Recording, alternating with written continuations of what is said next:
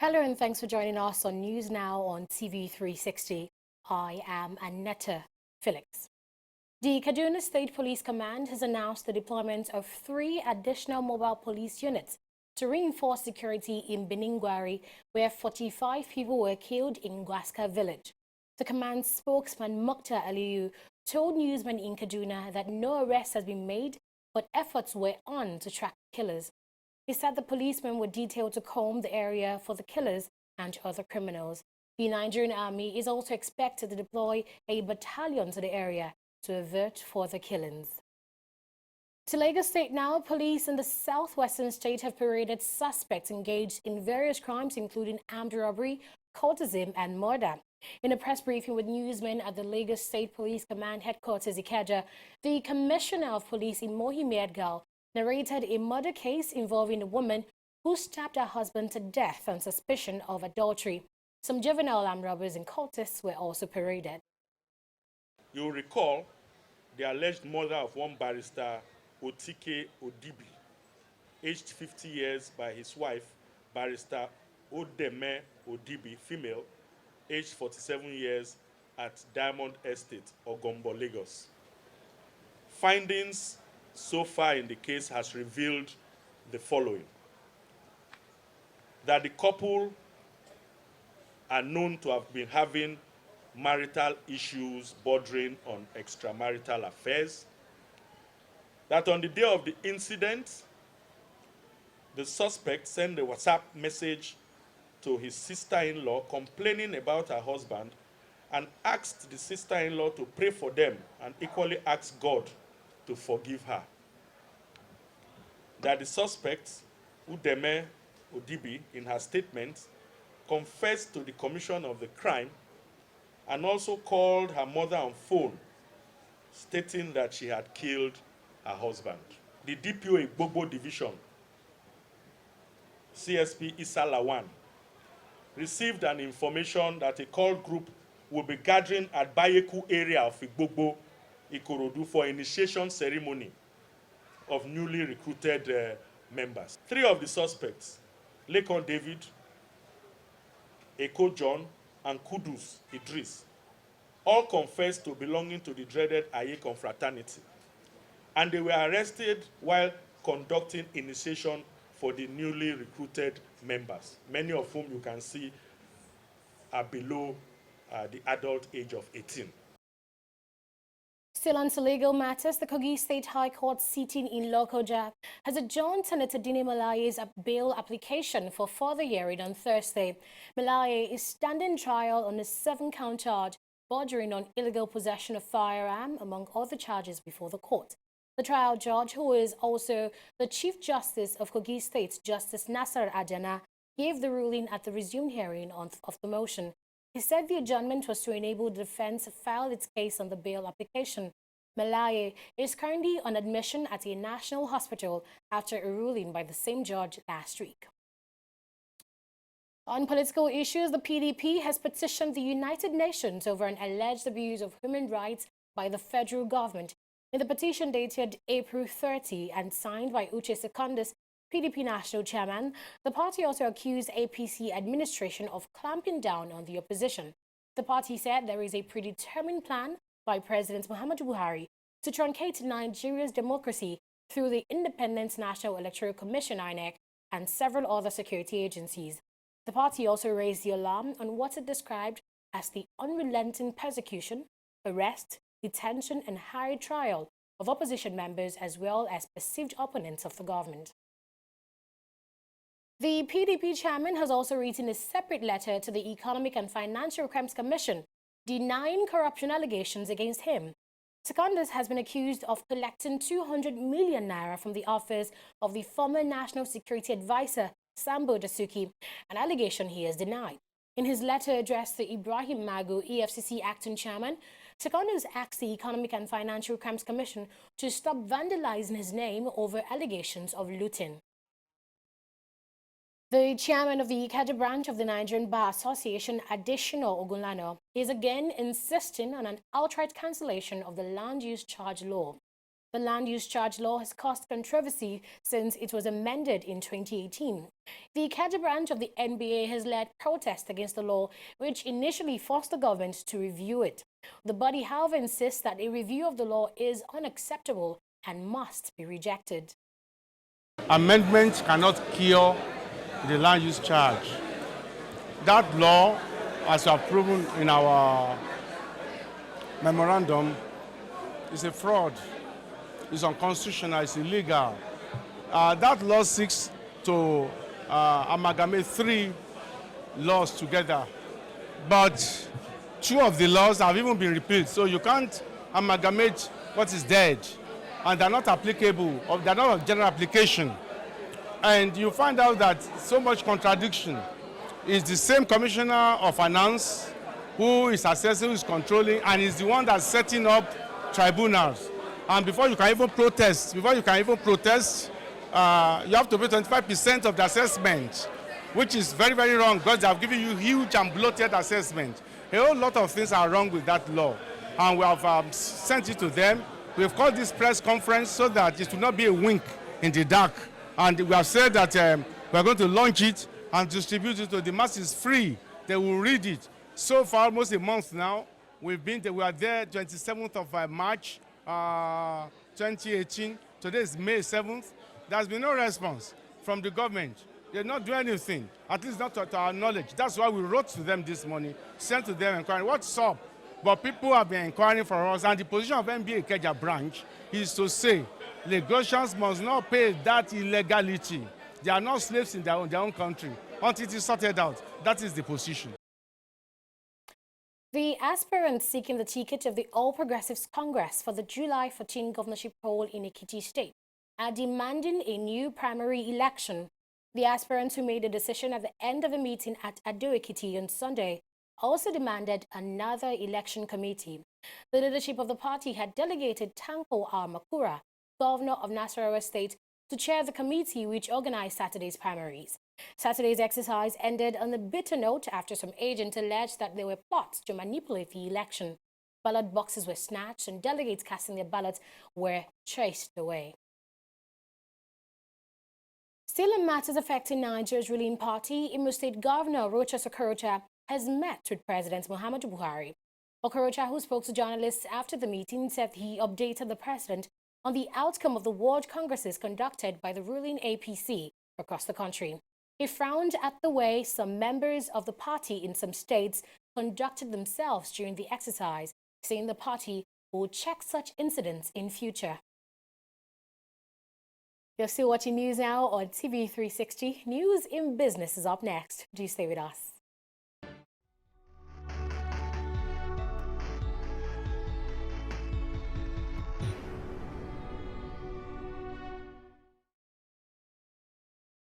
Corruption not in my country.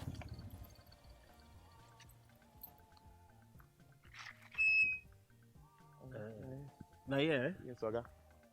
Okay. Where I go come find 300 naira change? I better try look for change now. When they do business. Hey, Timmy. I did, bro. I be. I beg, give me 200 naira. Make I take sort out this guy. If let's say no get change. Take it, give us. I said 200. Give her 100 naira. Yeah. Okay, I agreed to pay 200. How much you think they carry people from that place we carry on the chair? Oga. No, they touch me. Now 100 naira. He agreed to pay. Because that was what you said was the fair. Why you not go pay you? Why you they extort your customer? You see this corruption, what would they hear for news? They see for people everywhere. Now be this so. This is corruption, not in our country. Corruption not in my country. Stop corruption now.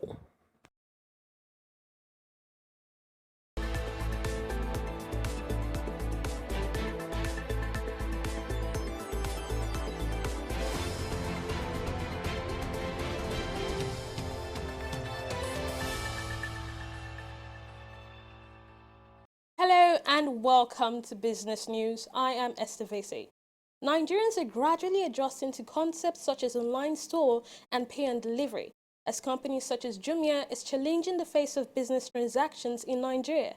Aneta Felix speaks with the CEO of Jumia Foods and Travels, Joe Folter, who simplifies the e-commerce concept.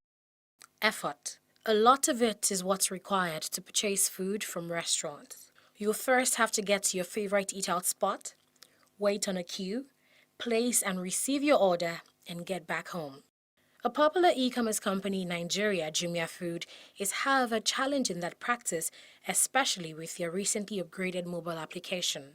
We've put a big investment to really try and make that experience as easy as possible. Make it as easy as possible for people to discover great food that they want to eat and to order it and get it delivered in 30 to 45 minutes. So the new app is firstly much more visually appealing. So we've sent photographers out to all of the restaurants that we work with to take beautiful photos that summarize the food that those restaurants have to offer. So it's much easier to really see what it is that you're ordering and get that visual feedback. The second thing is that we've introduced other payment methods, so it's much more easy to pay by card than it used to be. The Jumia brand is not just into food. They're also into several lifestyle businesses, including retailing, hotel and travel booking. Joe Falter, CEO Jumia Food and Travel, says the company is adding value and generating revenue for Nigeria's economy. We employ around 5,000 people. That's employed by Jumia, but then on the side of our partners, I think you could say another several thousand jobs have been created, whether they are delivery drivers, whether they are working for brands that are selling products on Jumia. I think it's definitely true that by creating this platform for entrepreneurs to develop their business online, it's certainly created a large number of jobs. It's generated a lot of revenue, I think, for the economy as well. So you see now hundreds of millions of dollars of sales from our partners on Jumia. Conducting business online is still catching up in Nigeria. Joe Falter explains why and what he thinks of the future of e-commerce in Africa. We're still growing at a rate of over 150% year on year. I think that's reflective of two things. One is that the travel market overall is growing rapidly in Nigeria.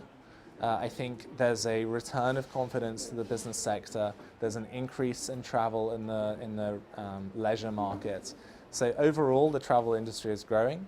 The second thing, though, is that the online travel industry within that is growing exponentially quickly. So you have a huge number of people who in the past have been sort of booking their travel offline and are starting to realize that actually it's cheaper and it's more convenient for them to use an online travel agency like Jumia Travel. So our challenge is to get people to try it for the first time. When they do, we see that they always come back. While the future of e-commerce looks bright, Falter insists that it will not take the place of offline transactions. If I look at some of the most advanced markets in the world for e-commerce, what you see is that e-commerce as a total share of retail overall has increased a lot, but there's very clearly still a role to play in bricks and mortar e-commerce, in offline interactions. You know, if I think of my personal consumption, a lot of it is done online, but I also want to go to a shopping mall sometimes and have a look at what's on offer. So in terms of the psychology of consumption, I think that e-commerce will take a much bigger share over time, but there will always be a significant share of offline trade that will remain in place. I don't see e-commerce replacing everything that offline has to offer. Many Nigerian businesses are going online and social, and with marketing campaigns, people are becoming more aware of the convenience that comes with e-commerce. The challenge sadly remains trusting a business they cannot physically see. Businesses like Jumia are, however, working to change that status quo by matching their promise with delivery. Annetta Felix, TV360, Lagos. Now, between January 1 and May 5 this year, the power sector lost about 154 billion naira as a result of the unavailability of gas distribution and transmission infrastructure, as well as water reserve challenges. This is according to a federal government document released on Monday. The document, which is the latest on the sector's performance, stated that while the peak power generation was 4,207.6 megawatts, over 1,700 megawatts of electricity could not be generated on May 5 as a result of gas unavailability. The power system operator had revealed that peak electricity generation crossed the 5,000 megawatts mark in the fourth week of April, as 5,090 megawatts was recorded on April 26, which was the highest quantum of electricity ever recorded on the national grid since the beginning of this year. Key crude oil prices rose today by 1% to their highest level since late 2014. It was pushed up by a deepening economic crisis in Venezuela and a looming decision on whether the United States will reimpose sanctions against Iran. Brent crude oil futures were at $75.57 per barrel, while U.S. crude futures rose 70 cents to $70.42 per barrel. Iran re-emerged as major oil exporter in 2016 after international sanctions against it were lifted in return for curbs on Iran's nuclear program. Expressing doubts over Iran's insincerity, U.S. President Donald Trump has threatened to walk away from the 2015 agreement by not extending sanction waivers when they expire on May 12, which would likely result in a reduction of Iran's oil exports. The Nigerian Stock Exchange closed in the negative territory as bears returned to the market, beginning the trading week with a 0.11% decline in the all-share index, with the market capitalization closing at 14.914 trillion naira. Accounting for over 163 million naira worth of shares, Dangote Cement, Eternal, Guinness, Nigeria, and Wando led the top gainers. Meanwhile, stocks from Nigerian breweries, Stanbic IBTC, and First Bank Nigeria Holdings were the top three on losers chart, followed by Guarantee Trust Bank, who, despite the fact had the most impressive turnover for the day, was a total of 937.571 million naira worth of shares traded. The most actively traded equities were Lasco Assurance, Guarantee Trust Bank, Sovereign Insurance, and Mutual Benefit Assurance. In summary, a total of 221.395 million shares, worth 2.566 billion naira, were traded in 5,629 deals. And that's business news. Do stay with us.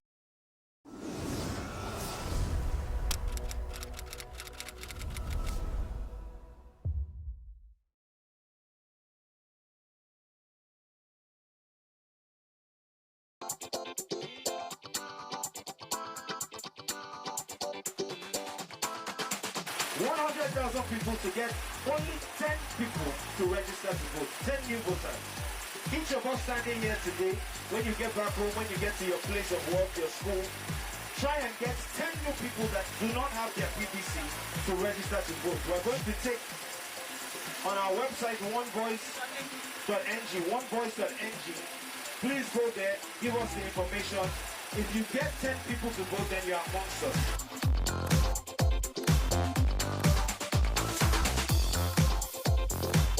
So at least start with your voter's card and begin to use that to bargain about the type of person you want to see on February 16, 2019 and March 2nd on the ballot paper. So we want to focus on people who haven't voted before. It's 100,000 people who are looking to pledge that, because that gives us a minimum of 1 million new voters. Instead of to say, my vote no go count now. Try vote first, then you see whether I go count, you know.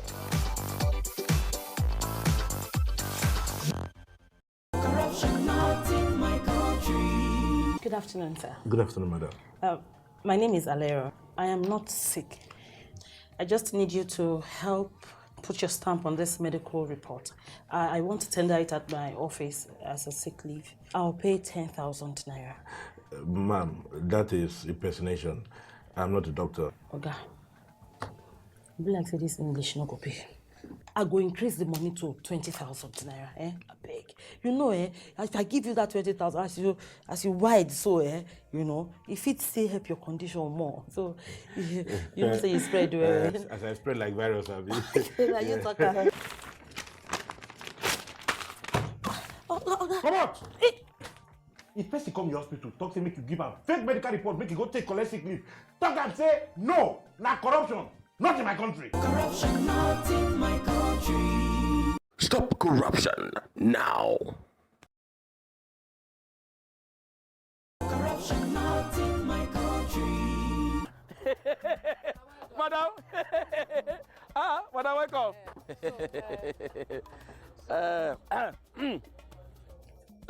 Okay, madam, no worry. When you deliver the balance, we'll give you the goods. No problem, no problem. All right, so now well done. Thank you.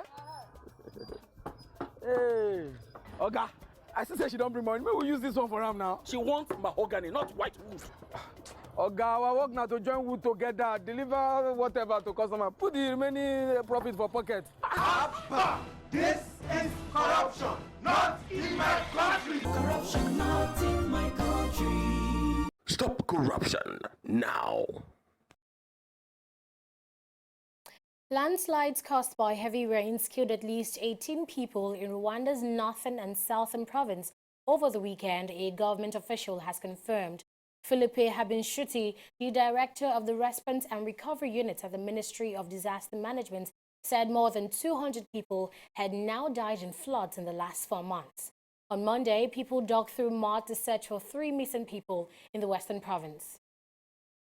South Sudan's President Salva Kiir has called on his exiled former deputy and rebel leader Riek Machar to return to the country, saying he will guarantee his safety and protection. Machar fled the country in July 2016 after heavy clashes between his forces and troops allied to President Kiir.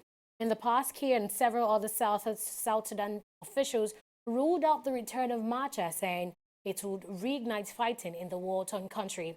The South Sudanese leader may finally have bowed to pressure from the regional bloc IGAD and AU and Western nations to reach out to his rival to end the country's devastating civil war. On to news and sports, Aimba on Sunday began their campaign in the group stage of the CAF Confederation Cup with a 2-0 win over Malian club AC Jaliba at the UJ Eswene Stadium in Calabar. Goals from Isiaka Oladuntoye and Stadi Dingba gave the 7-time Nigerian champions 3 points in the competition. Aimba in Group C, along with Jaliba, Ivorian club Williamsville and Congolese side Kara Brazzaville. The win takes the People's Elephants to the top of the group after a round of matches. The Aba club play Kara in Brazzaville on May 16. Cristiano Ronaldo is expected to be fit for Real Madrid's final La Liga game at Villarreal later this month. He's in fears that a right ankle injury picked up in El Clasico on Sunday could rule him out of the Champions League final against Liverpool on May 26 in Kiev, Ukraine. Ronaldo was injured 15 minutes into the 2-2 draw at the Camp Nou when he was caught by Barcelona defender Gerard Piqué while scoring his team's first goal. He received treatment on the ankle, then played on until halftime when he was replaced by Marco Asensio. Madrid coach Zinedine Zidane said afterwards that Ronaldo was worried as the joint had swollen, but said that ahead of tests to be carried out on Monday. Anthony Joshua's promoter Eddie Hearn is now 70% confident that the heavyweight unification mega fight between the British heavyweight, who hold 3 of the world title belts, and American Deontay Wilder will happen this year.